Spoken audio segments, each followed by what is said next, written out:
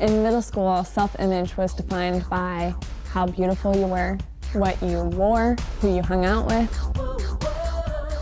It determined what group of friends you hung out with. If you wanted to be popular, you were skinny and good looking. It was everything. When I was in the 6th grade, I was standing in the kitchen one day and my dad looked at me and he said, "Gosh, you've got fat knees, fat knees." That moment, what he said about my knees being fat changed my self-image. I went from being a dancer to being fat. And I knew as a dancer I couldn't be fat. You can't do both. And so my head wrapped around that and I wanted to change it. Somewhere around my freshman year is when I realized that if I didn't eat, I got thinner. And every day I would skip another meal.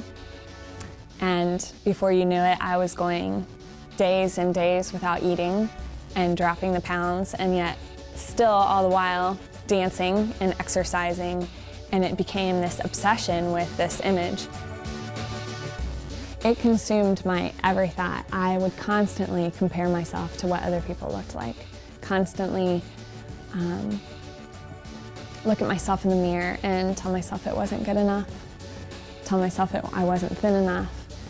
And I don't think that there was a moment that I was happy with myself.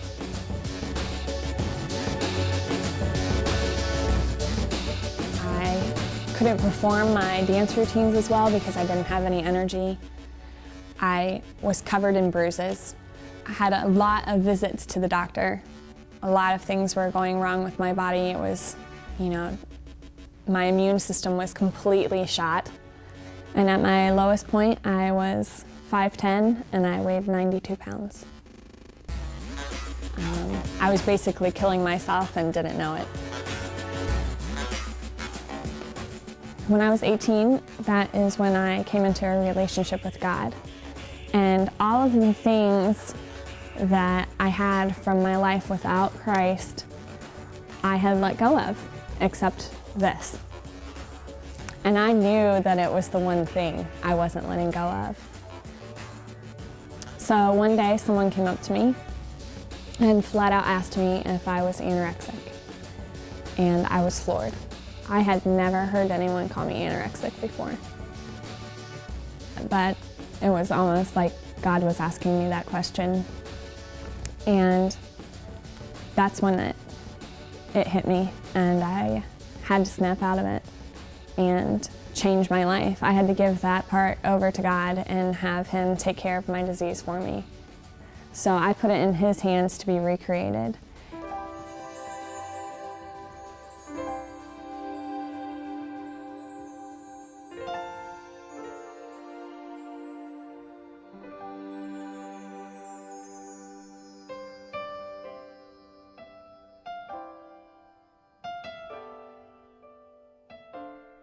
Even though there are moments and mornings when I look in the mirror and I start going back to that old thinking, that old destructive thinking, I know that God is going to accept me however I am. God loves me unconditionally, that this is what He created. This is His palette that He has to work with. There's no makeup, there's no surgery, there's no hair dye, there's no even exercise that's going to change the way that I look to Him. I know that I'm perfect in His image, and I have to focus on that. And now I know that in God's eyes, I'm exactly who He wants me to be.